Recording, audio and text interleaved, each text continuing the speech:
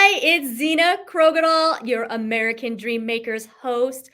I am so glad you could join us today, and I have such a wonderful guest. I met her at a Entre Institute Insight conference, and she is a fabulous woman. Linda Cha is amazing. Cannot wait to introduce her, but wait, let me play my intro video, and we will get started. Here we go.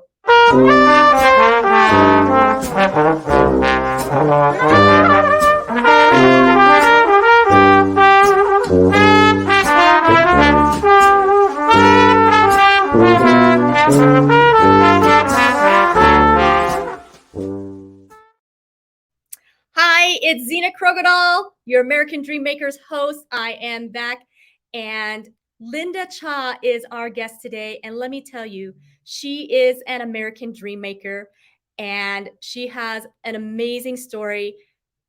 Let me just tell you, Linda Cha has turned adversity into opportunities and wants to help others do the same. And as a Hmong American, Linda understands the challenges of maintaining her Hmong roots while chasing her dreams and becoming her own person. She's a mother of two, balancing the challenges of life's day-to-day activities and overcoming adversity is something she is. And so without further ado, here is Linda. Hi, Linda. Hi, Zena. How are you today? I'm great. Thanks for having me on on your show today. Oh, I'm so glad that you were able to take time out of your extremely busy schedule because I know you are extremely busy. So, really grateful to you for being here. So, Linda, we met at the Entre Institute Insight event back in January. And that was a really amazing event and packed in with a lot of fun. And it definitely was well appropriately named Insight. So, so I'm just so glad that I have you in my circle of friends now. So it's just beautiful. So tell us about yourself. Tell us where you live. Tell us where you're from. Just give us a background of who Linda Cha is. Yeah, no, thanks, Zena. Insight was a phenomenal, it's always a great experience. I always get to meet amazing people like yourself. And so, yeah, definitely really glad we got a chance to connect there. Is in regards to who I am and where I'm from, well, I consider myself a Hmong American woman. I was born in the United States, but my parents migrated here from Laos in the late 70s. So we settled in Minnesota, not initially, but that's where we settled in for as far as home goes. So I was born in Minnesota, a Minnesota native, and lived there for most of all my life. I left a little bit for about a decade to Chicago and came back. But this is my hometown, and this is got a large Hmong community here in the metro area. So it's just too hard hard to stay away from community at times. So here I am back from Chicago. It's been about 3 years now. Awesome. Well, my husband's on here, Chris. It's nice to see and hear Linda because I've talked about you. So Oh, hi, Chris. Um, and by the way, anybody who is on here, please go ahead and give StreamYard permission, and that way we can see your comments. And we would love to see your comments. So if you're on here, give us a shout out. And also, please go ahead and share this because Linda has an amazing story, and we definitely want to make sure people hear this. So yeah, so definitely if you go to StreamYard.com/Facebook and give permission, we'll get to see the name as it pops up. So okay, go. Continue, Linda. So that was awesome that you were born in Minnesota? I Or was did you born in, yep, Minneapolis, Minnesota. so what was it like growing up? Hi there. You got a friend. Hi, Samani. She's one of my old students. Uh, Oh, how awesome. so, growing up in Minnesota was a, gosh, having to really actually think about it. Um, I want to say it was a great place to grow up because my community was so dense, and I always felt like I had family and friends nearby. Still feel like that today. Walk out the door and there's always somebody, and in the monk community where we always kid around that, in our community it's not 6 degrees of separation, it's really more like 2 degrees. And so everybody knows everyone, and so sometimes that's good and bad. But I grew up in South Minneapolis, right off of 31st and Lake Street. And so that would be, if any of you are familiar with the George Floyd incident, it wasn't far from there. So that is, maybe a mile and a half, two from there. So that's my stomping ground. That's where I grew up, in South Minneapolis. And, my family grew up very, very poor. Both of my parents were immigrants when they came over, and so it's just, this show, The American Dream Makers. I know you and I chatted a little bit about, what this is really about, and being immigrants or products of, immigrants, and how do you build your dream through that, when I feel like the challenges and the setbacks are much, much greater than most people could understand when you're not from an immigrant, background. Yeah, So unpack that a little bit for us. I'm sorry. Unpack that a little bit for us. Yeah, I don't talk much about this actually, but I probably should, because it's just so much of my story. But I think I've worked so long and so hard to really change my mindset around poverty. But and so a lot of times I don't speak about it anymore. But if, and just having to really reflect on this question, I definitely have to say that, growing up in poverty was something that I remember very sharply in my memory, as far as just how we grew up, where we grew up, the resources that we had, or the lack thereof. I mean, our family, I come from a huge family. I've got, I grew up with 8 siblings, and six half brothers and sisters. And like a bazillion cousins. And so so like love always felt very centered, but resources were always very limited. And so growing up in South Minneapolis, I remember my dad he used to nail in like 2x4s into our windows, so that to keep people out, because we lived in a pretty bad neighborhood, and gunshots were just part of the nightly routine. And so, and my mom was a farmer, and because that's how she had to provide for us, all 9 of us. And she barely read or wrote, and I think her education level was up to 3rd grade. So it wasn't, I mean, we didn't grow up in that typical household where it was, we had soccer practice, and band practice, or, you had those opportunities. No, our family was really more focused on, hi, Dundee, was really more focused on just learning how to survive, like putting food on the table, learning how to survive. And then my parents would always reiterate, like, get an education. But it was just so hard to focus on education. It was hard to focus on, really excelling when you go to school hungry, or you're learning how to navigate this world and speaking 2 languages. And so yeah, so growing up was, when I think about it, like the love was plentiful, and the community is really rich. But definitely when I think about academics and just growing up and comparing my life to even my own children's life today, very different. And I got married really young too. So I was only 14 years old when I got married. And so I was just going into the 9th grade. I got married in the summer of 94. I was going into my high school years. And I just remember it feeling so weird, in the sense where, like, I felt like I had to really hide who I was, because I didn't want well, my parents were telling me, like, well, don't tell anybody at school, because you'll get in trouble. You're underage. And so I'd never said anything to any of my educators or teachers. But it was weird going to school that year, and just knowing, like, I couldn't talk. The dating scene was obviously totally off, whatever that meant. And just, like, being in high school and wanting to explore all these things, but then also being, married and going home to this cultural marriage, that is just, it was, it's not your regular all American, story.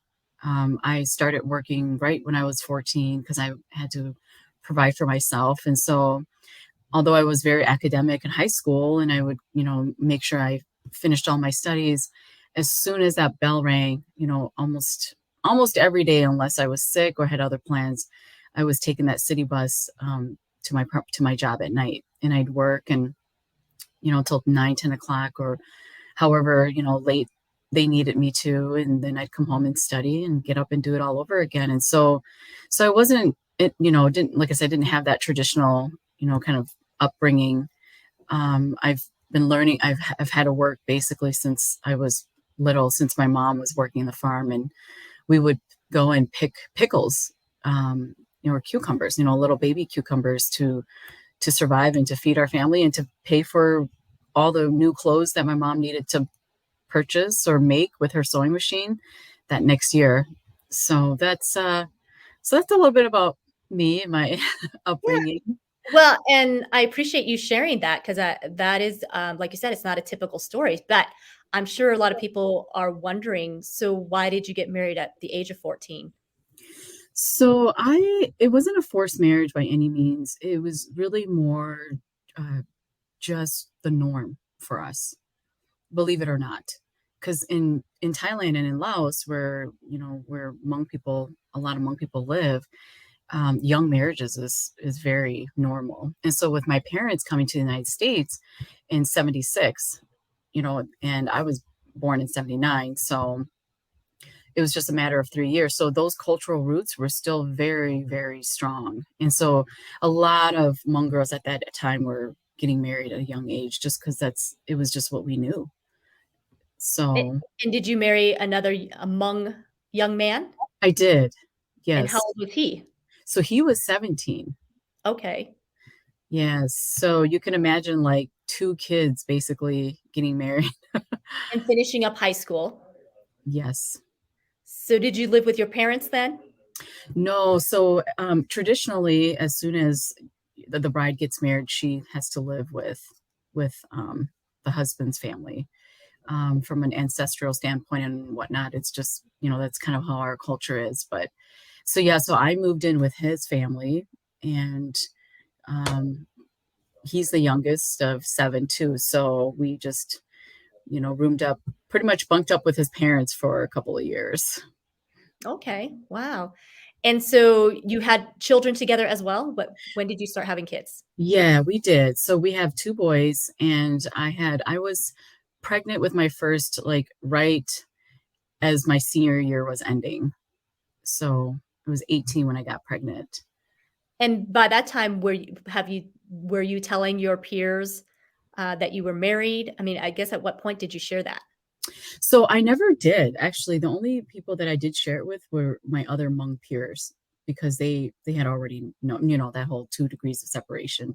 Everybody already knew that we were married. So the only teacher that knew was my Spanish teacher, actually, because um, I got pregnant when I was 16. I That one didn't make it, but I got really sick, and so I had to confide with my Spanish teacher just because I was failing some of my classes because I got pretty sick. And so she was really the only one, and that knew about my story. But yeah, and she was really encouraging. I remember her telling me that, she's like, you can, it's like, it's very, it lines up so great with even your message. She looked at me and she said, you can be anything you want to be in this world. Um, even though you got married young, you can be anything you want to be.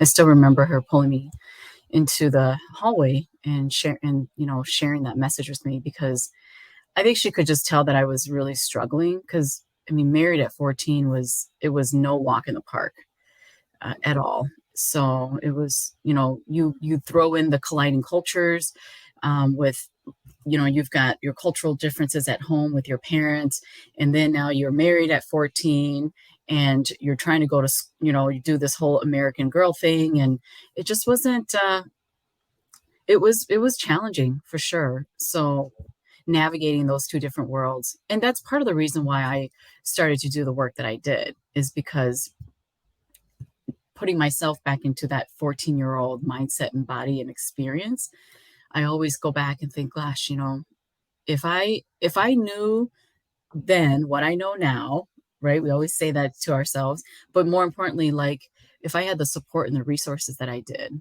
how different of a person would I be today? And so that's why I started doing a lot of programming within the education field, and working a lot with at risk youth and educators in building these types of really more cultural leadership niche type programs that will really help kids set them up in a different way. That is just beautiful that you saw the need for the Hmong community, the young kids growing up in it, because that is a challenge. Because I grew up first generation as well. I was born in Vietnam, but I was just a year old when I came. But the struggle was definitely same thing. My parents had just immigrated, so they were very deep in their cultural roots. But yet here I am, an American child living in an American culture, and so to try to pair the two together doesn't always mesh as you experienced, doesn't always mesh together the way our parents saw in their minds. Yeah, I mean, there's a lot of pressure, right? In cultural pressures that I know that, when I was in school and going to school with my, American friends, we weren't having the same conversations, right? We weren't sharing the same struggles. And I wish that, and a lot of times I wish we were, in the sense where I wish my problems were about boys and going to the mall and doing this and that. But for us, it was like I was writing checks out, paying bills because my mom didn't know how to read, and I was translating documents for her because, again, they didn't know how to read. And so, and this is not, I'm not unique in that sense. There's many, many other minority, women or just, minor products of immigrants, right? That children of immigrants that they can tell the same story. I'm sure you have some that you could share as well. Yes, yeah. Well, yes, but my upbringing was a little different. I grew up in Flagstaff, and there wasn't a whole lot of Vietnamese or Asian community to begin. It was mostly predominantly Caucasians with a few minorities in a very small town. Um, and so it was a little different in that I didn't even have the community, the Vietnamese community Mhm. around me that I really stood out like a sore thumb. Let's just put it that way. So I really love hearing that you had such a source of, at least you had the community, the Hmong community, and you had friends who understood some of Yes. what you were going through. So tell us about what that was like, just having that close knit community like that, and with the struggles or with the things that you struggled together, probably in some similar fashion. How was that helpful? And then maybe how did that hold you back even, you know? Sure. Yeah. No, I definitely think it was definitely a win. On all parts, as far as just having that support and those friendships, and going to school and seeing people who look like you, and knowing that some of their struggles are similar, and just having that common ground was just so helpful for me to, we could talk about so many things that were relatable, and lean on each other for support even when things are going bad, because just like anything in this world, you even if you have a fantastic community, there's still going to be struggles even within the community, right? And the culture itself too. And so, although it may not be perfect, but there were a lot of things that really supported me in becoming who I am today. And I owe a lot of that to my community, and even in this most silent ways, like when we're a big community, we're really big on gatherings, especially if we're doing like spiritual gatherings, and like funerals are a big ordeal. A lot of people come all over the place to show their support. Support does definitely look different in our community. It's always encouraged to go and say, oh, so and so's family, even though they're not related, they did this and this for us, and they're going through a hard time. Go see them, or go support one of their events or something like that. And so although that can take up a lot of time, because it feels like every weekend there's something going on, But having that support, where you can call somebody up, or you just understand, like, the cultural challenges that we're going through together is, it to me, I felt like it's uplifted our community in a lot of different ways. And it still continues to do that today. I mean, we've assimilated quite a bit, and there's little different pockets that people live in and whatnot, and people, as our community grows, just like any community, you're going to have those different separations and pockets of interest in people. And so I see that happening now, but I'm still very grateful that, even the work that, like, say, I do within the education field, I get to work primarily with Hmong kids and educators.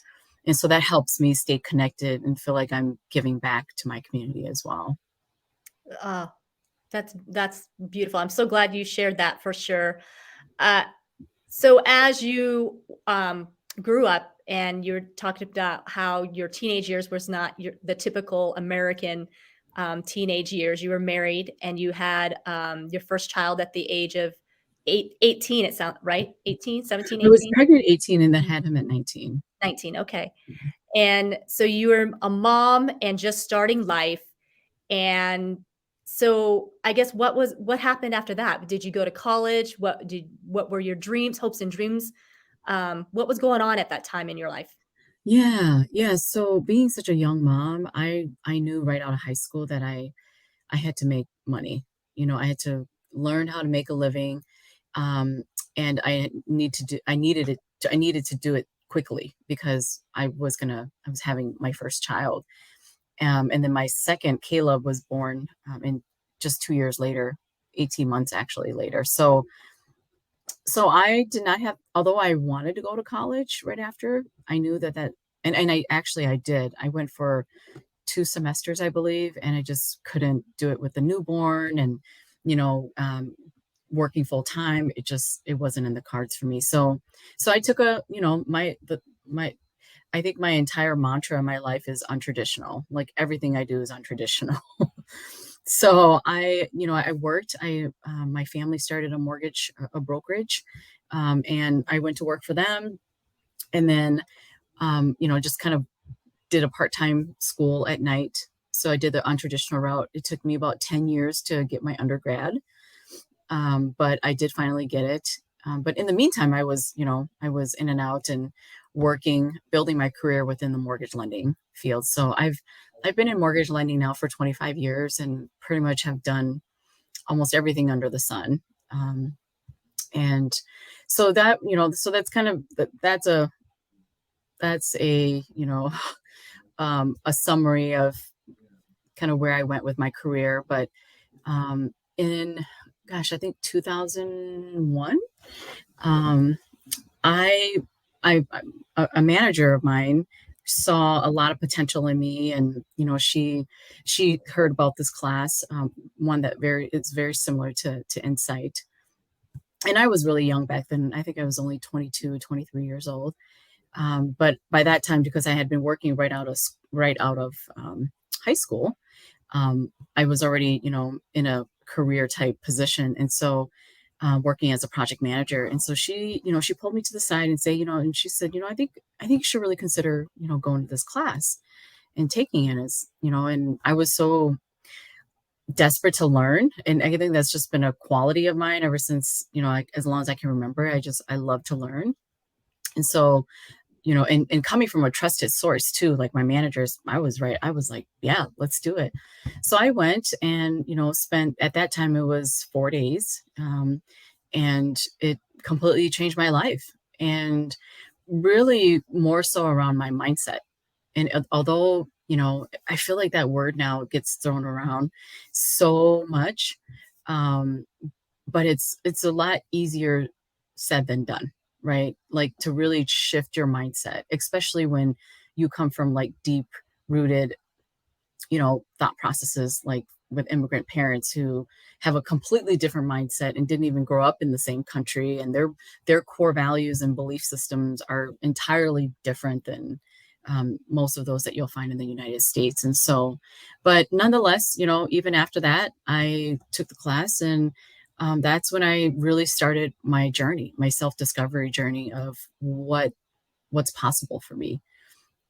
And that year, after I finished the second advanced class, I doubled my income, and I was young and naive, when you're still like willing to jump in and make those risks, take those risks.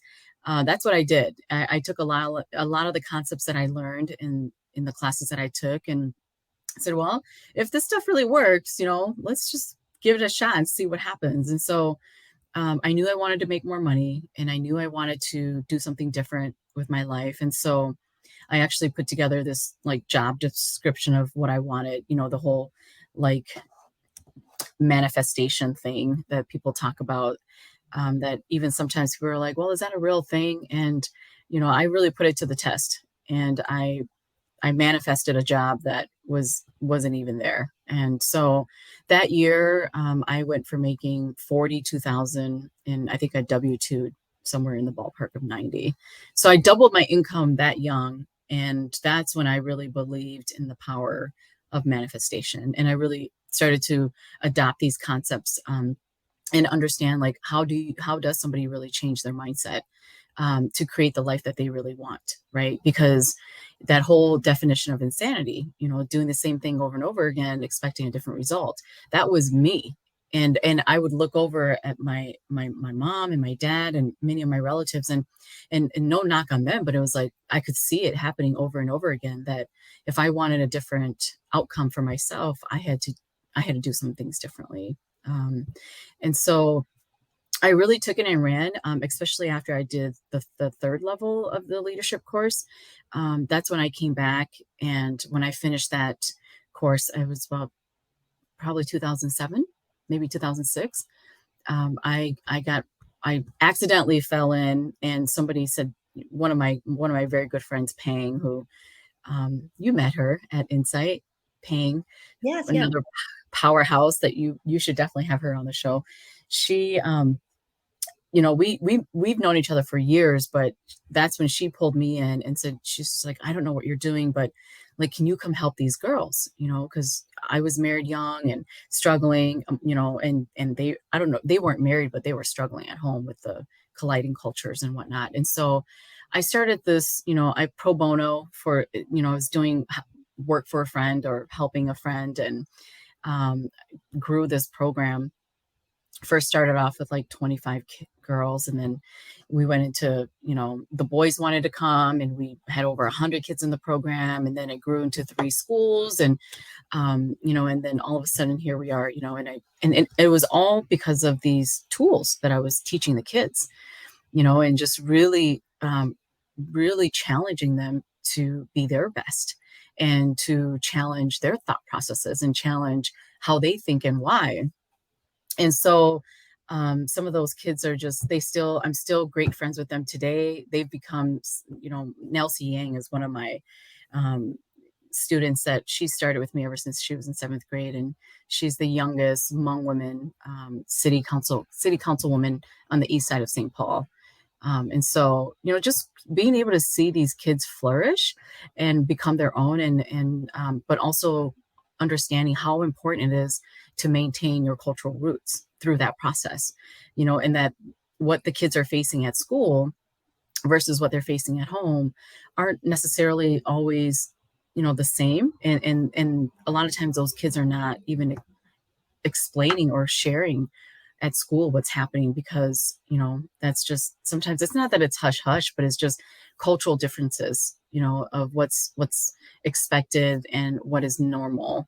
And so, and I do feel like, we've shifted the needle quite a bit even in that aspect as a community, but there are still struggles. You ask anybody who grows up in colliding cultures, and you'll see that there's going to be different challenges. And so it's been really rewarding, and now we're in working directly with educators. So before we're working with students, and, not only teaching them and these concepts through the program, I took them to all these different parts of the country.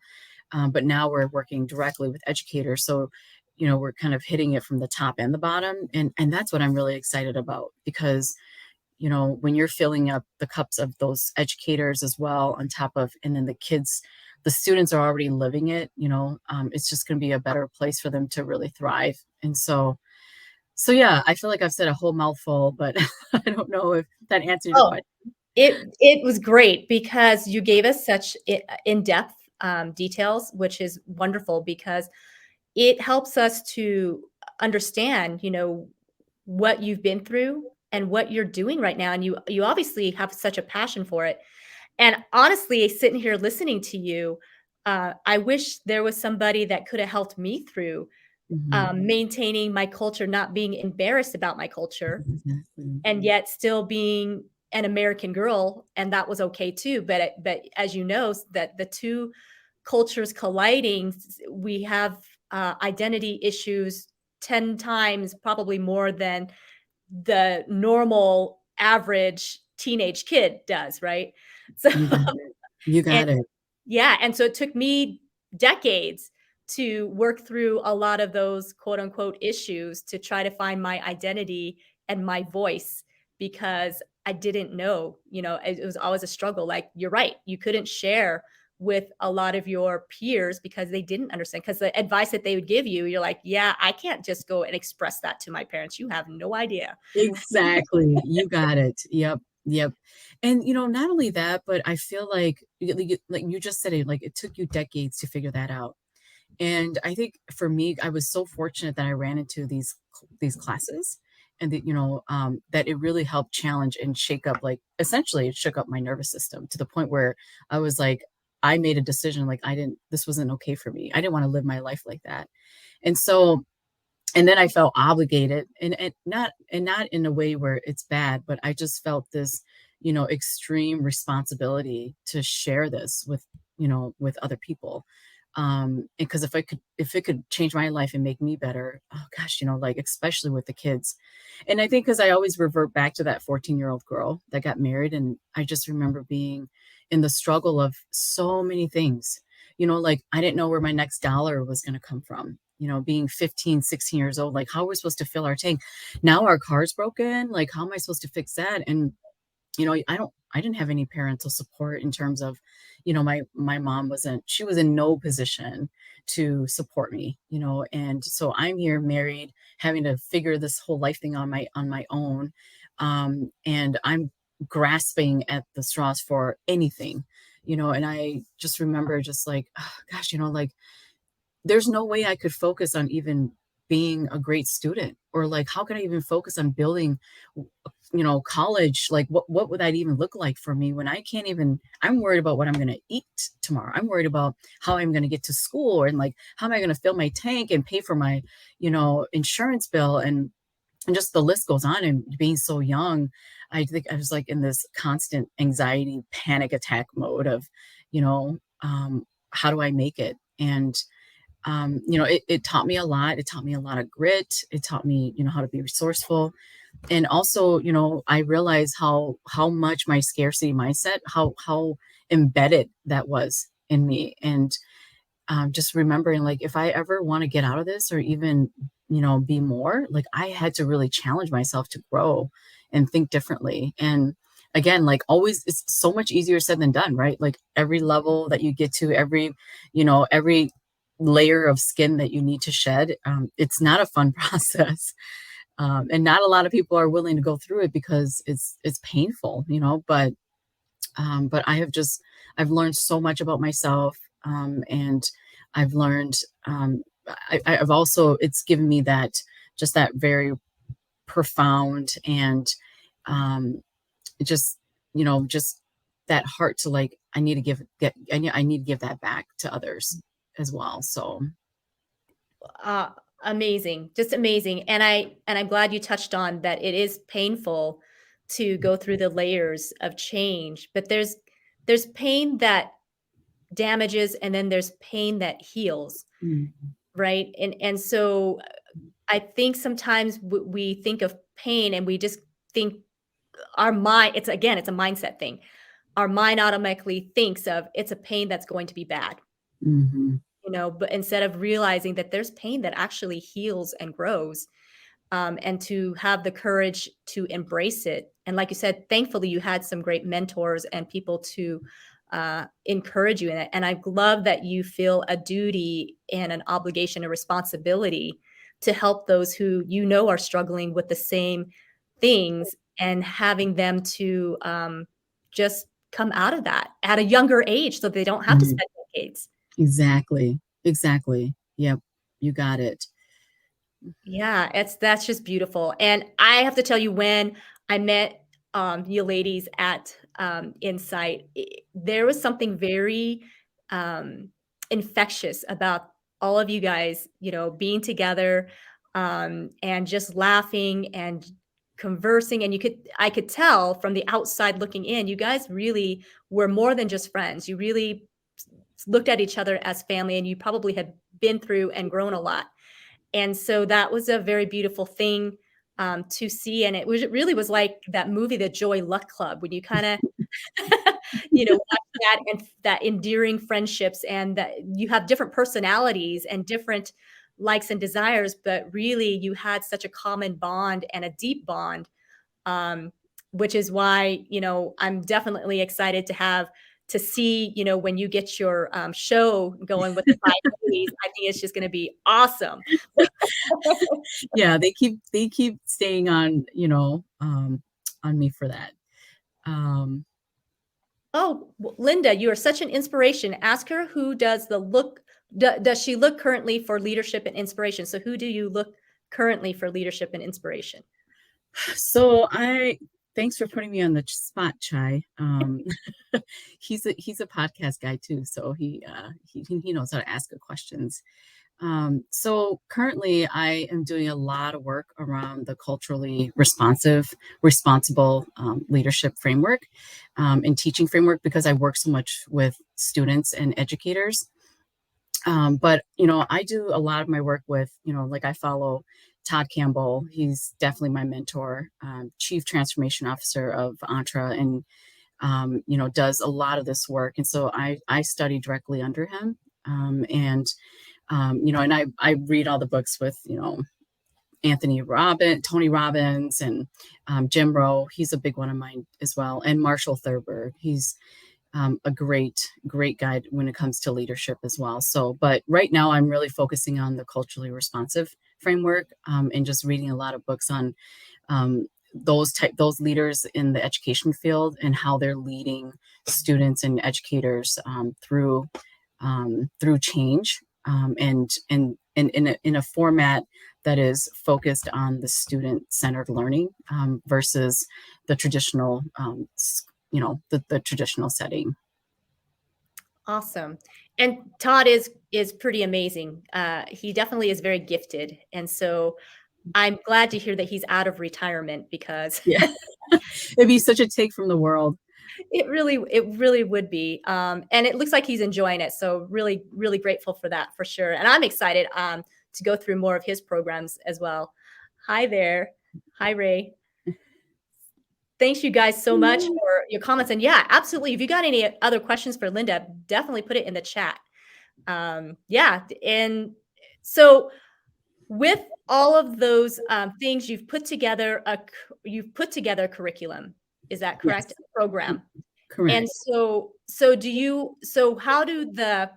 you work with students and then you work with educators, but mainly educators now, Both. correct? We do a combination of both equally, to be honest. And so oftentimes they'll bring us in with educators and we'll do a 3-5 day training with them and follow-up sessions, and then also bring programming directly into schools and that would serve the kids. So I've been doing both of that.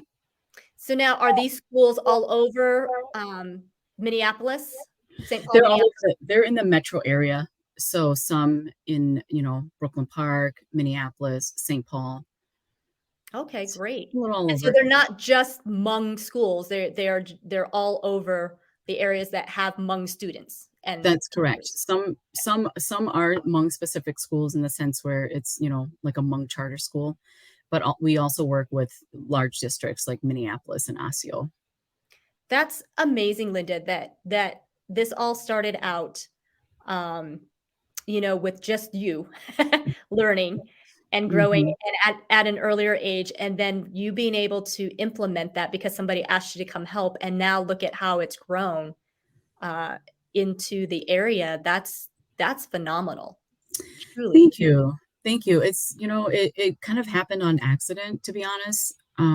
With, but, and also like when you talk about our conversation about shedding skin, like I think about when I left my corporate job. So I was a senior vice president of enterprise risk for a Fairway independent mortgage.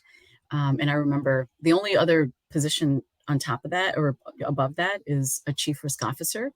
And I remember like my third year there, and just thinking and reflecting and realizing that like I didn't want this. If I had to read my obituary right now, I didn't want that to be the main focus. Like, don't get me wrong, I was really proud of my achievements and, working as a senior vice president and managing all these cool projects and initiatives and, having all the span of control and all those things sound wonderful, and not to say that I didn't work extremely hard to get there, but once I got there, I realized like it was somewhat of an empty shell for me in the sense where it didn't serve any of my passions. It didn't, and like, reflecting like if my obituary was to be read today, like what do I want it to say? And so and that's when I made the decision to transition out of my corporate role and build my own leadership company. And it's, even then was that process alone. Oh my God. I would have to say that's probably one of the hardest processes I've been through. The transformation through that, like not getting a regular paycheck, redefining like my relationship with money. Like, what does that mean? How does that look like? What truly is valuable to me in my life when I look back and then like the building process itself, like I've been reading, I actually just finished The E-Myth. I don't know if you've read that book or not, but it's a phenomenal book and really talks a lot about like what being an entrepreneur really means in terms of like really finding that creative side of you and tapping into your imagination, but also the creation of it, right? So like the manifestation piece, like that's the beauty of becoming an entrepreneur is, it sounds great. You can, yeah, work your own hours and set your own, whatever, your rates and do all that great stuff. But if you really immerse yourself into being an entrepreneur, you'll realize like you have a lot of room for imagination and you transform yourself and then and like taking that work on to say okay well how do I go and manifest those things. Some of those things you have to do from I know this you have to create it from thin air. So it's like okay well if I'm going to create this program and go and work with these kids or educators, like what am I doing, and how do I do this and how do I cater to my clients and who am I, as far as like what values do I stake my life on that I'm offering, the service to my clients. And so so that alone within itself has been a really rewarding process. I'm nowhere near where I want to be, or or even hope to be, but um, Sunisa Lee said it best. She's the first Hmong American Olympian, gymnast Olympian. I was listening to her speech, and she said, "You don't have to be great to start, but you have to start to be great." Mm. And and as hesitant as I was to leave my cushy corporate role, and knowing that I could in a couple of years I could be sitting in a chief risk officer role, letting go of those dreams, and really attaching yourself to the American dream, which is essentially to create something meaningful for yourself, and something that you've created based upon your vision, your values, your purpose. It's not an easy task. So, but it's No. been so rewarding.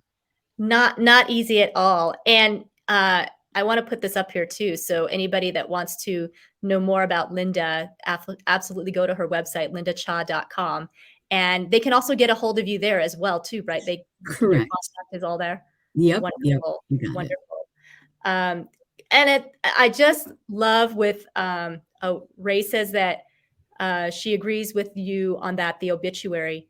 I was going to say, I love that you had mentioned that that's the thought that went through your head was, what will my obituary say? basically, what will people remember me by? And Exactly. then you reverse engineered it, which is what we teach, in business coaching, right? What is your end goal? And then you reverse engineer it. Exactly. Yeah, I mean, working under Todd too, one of the questions that he always asks me is, what do you want to experience and what do you want to feel? Right? So, because if you allow yourself to have those two things lead your decision making process, right? Especially when it comes to things that are really important to you, what do you want to experience and what do you want to feel? And so when I think about working with educators and working with kids and building these programs, like I knew that I wanted to make a difference. I want to make an impact, and I want to walk away knowing that like I was able to influence someone's life. Yeah, So that's awesome. Oh, what a great beginning of your story. The best is only yet to come. That's for sure. Thanks, Chang. Uh, that is for sure. And yeah, you have a lot of life to live for sure. And that's why you probably feel like you haven't arrived yet, because I honestly don't think that we'll ever really feel that way if we are continuously wanting to grow, because there's always something new to learn. Until we take our last breath, I think there's just always something. oh, absolutely. I'm 100%. And I feel like one thing that I've learned on this journey of entrepreneurship is that when you're providing the value that people either need or want, um, you will constantly evolve. Like I never in a million years thought I would have to think about curriculum or writing it or, like how do I, or scaling this on a larger scale to, all cultures across the country, not just the Hmong community, right? And so when you think about those things, it's like, well, I don't even know how to do any of that. But that's the beauty in it, and and that's what I've learned through a lot of the work that I've done is like it will show up. The resources that you need will show up if your intentions are clear. Your mechanisms will appear, and the right people will be put in place for those things to come to fruition. Just because the universe knows that it's needed. You know, they know that that service, that support, that help, that impact is absolutely needed. And so yeah, I'm excited. I mean, we'll be working with some kids and bringing them to back to their home country, where they're gonna get an opportunity to really get in touch with their true identity, but also do a lot of this work that I've been doing. And they're going to be leading the project. And so I'm really excited about where this is headed. Yeah, I'm excited to see. I'm excited to kind of watch this unfold for you, because it's just exciting to see this next chapter, next step for you. It's been very inspirational to hear your story and how you have arrived to doing what you're doing, and you are making a huge difference. So, I mean, just major applause to you for having the courage and the bravery to step out and do it, because that's what holds a lot of us back, is being fearful. We fear, what will our parents think? What will, my aunts and uncles, what will and especially in an Asian culture, that's huge. What they all think is huge. Most definitely. Yeah. I also do executive coaching too and performance coaching because I did that at my job at Fairway as well.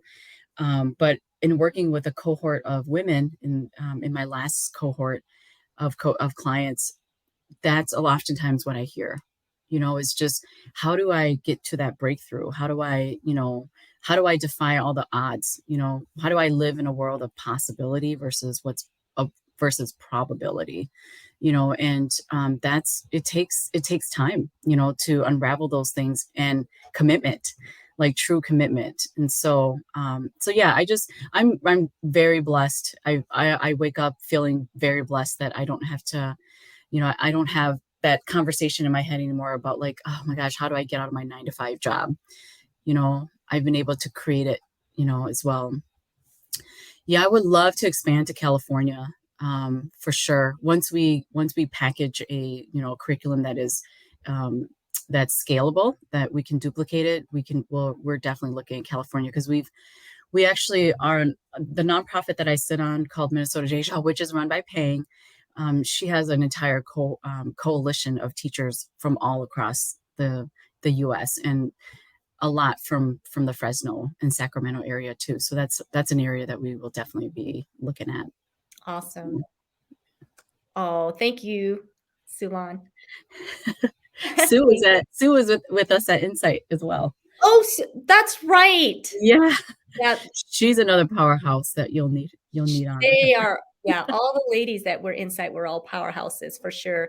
That I definitely, when I go out to Minnesota to visit family, I definitely want to get together with all of you ladies because, like I said, your energy was just very infectious. Thank you, Chat. Yes, for Yeah, sure. Thank thanks, you, Jai. Linda, for all that you do. Most definitely. And yeah, and thank you too, Zena. Like it's when you definitely have a home here when you come to Minnesota. There'll be a lot of us waiting for you with open arms. We'll take you to all the best restaurants and I'm excited because thank I definitely you. want all the best restaurants. I want all the best Asian foods, the best pho, the Yeah, best. that's right. We'll take you to the Hmong market. Awesome. Oh, can't wait. Can't wait. So as we wrap it up, because I know you've got so much going on. You obviously are just a powerhouse and doing so many awesome things. Oh yes, you definitely need to come Prescott too. Although I have to say, we won't be able to take you to a lot of Asian restaurants That's compared okay. to Minnesota, but we can take you to other ones. Yeah, I eat everything. So That is something that Prescott is lacking is definitely the Asian flair, but that's okay. Maybe one day. we'll bring But the flair there. there, yes, there you go. But I do want to give you the opportunity to maybe share from your heart. I mean, you obviously have been through a lot of trials, a lot of adversities, and taken a lot of time to really take a deep look at who you are and becoming who you are today. So, out of all of the experiences that you've had, what would you say you are most grateful for? Oh, as hard as it was to get married at 14, that experience was it taught it taught me a lot about what I'm capable of. Every time I fell down, which was a lot, like it was one of those situations where it was just the odds were against me all the time. Down to who I married and when I married, and just so many different obstacles. But it really taught me grit. So and even through my children, learning so much about what unconditional love is. My career and all the great achievements I've had they're fantastic too. Don't get me wrong, but just really the experiences that I took away from the most that really shaped my character were those hard times that I went through. You know, picking pe- Picking cucumbers in the field, remembering. I actually have a memoir that I've been writing that's called Moments of Shade that talks a lot about that. That out in the beaten sun, and then there's a tree in the middle of the field, and it's in like that one moment of shade where you get like for me, where I was able to take a step back and appreciate not only the shade but like look at my environment and realize like there's so much work to do here. I can't keep going. I can't stop. I have to keep going and I look back and I see my mom and my siblings working equally as hard to put food on the table. And that image just it really it it created a part of me that it made me who I am today. And then that kind of just rolled right into being married at such a young age, and all the pressures of being a bride and figuring out who I was at such a young age, and trying to find out like how my thought process and what I think, and then on top of that all the cultural challenges. And so but I wouldn't trade it for anything. It definitely has made me who I am today. I am so thrilled that you shared that part because that is something that I think sometimes people have a lot of regrets, from their past. But I love that you say that you actually are grateful for all of those things because that helped shape you into the person you are today. Because I've had to go through the same thing. If I had to do it all over again, would I make the same choices? Mhm. And honestly, when you go down that road, or when I've gone down that road, I definitely have said the same thing. I wouldn't change it because I wouldn't be who I am today had I not gone through those experiences. Um, Exactly. because so that's just perfect for you to share that, and that is part of the American dream maker. Is I think really being able to embrace the history of ourselves. So if we can learn to embrace the history of who we are and how we came to be, I think we can learn and grow and be better. And that goes for personal, that goes for our business, that goes for our country, that goes for all of that. If we can just embrace the history, the past, and not be ashamed of it, but learn Right. and grow from it. Absolutely. Like I would have to say, if anyone asked me, like, what is my number one challenge every day? Like, what's the most challenging thing for me every single day? And you would think that, being an entrepreneur, you're like, oh, well, it's managing my business, or, how do I get more clients? Or, and although those things are important, but the most challenging thing for me every day is just to live more authentically every day. Because it's like, okay, did I express myself? Did I express my truth today? Did I live in my truth? Like the four agreements, like, am I congruent? Am I in alignment with what I believe in and what I say? Because sometimes it's not as easy as, well, I'll speak for myself. Growing up so young and being married so young and having that mask on, it was hard to take that off and be okay with living in my truth all the time. And so I would say that, that's, if I had to part, and leave anybody with any encouraging words, it would be that, is that the journey is not about, you know, the final destination. It is truly about, like, finding who you are more and more every day and expressing that truth in everything that you do, whether it's through your family, your work, your friendships, on a podcast like this, where I get to share my story again and just understand, like, there is no shame of where you come from. So Yeah. Very beautiful. Thank you again so much, Linda, for joining us today. You truly are an American dream maker. So keep making those dreams come true. And gosh, keep up the good work and just love it. So uh, definitely. we'll say Thank, goodbye for now, but that's all just for right. now. So That's all right. Thank you so much for having me on your show, Zena. it was my pleasure. This was a lot of fun. So really enjoyed it. All Me right. too. Me Take too. care. You too. Thank you, everyone, so much for joining today. That was such an amazing story of accomplishments and just becoming, someone from, having such a hard past. So, you guys, please share this out, share this with your audience, because that's just an amazing message. People need to hear it. It's so inspiring. And if you are not part of American Dream Makers, please be sure to join the group. And then you can also, if you like the content, like my page, Zena Krogadal. I'm also on YouTube and LinkedIn. So have a wonderful Friday. I'd love to chat with you and see how you guys are making the American dream come true. So have a wonderful day. Be blessed, be fruitful, and multiply.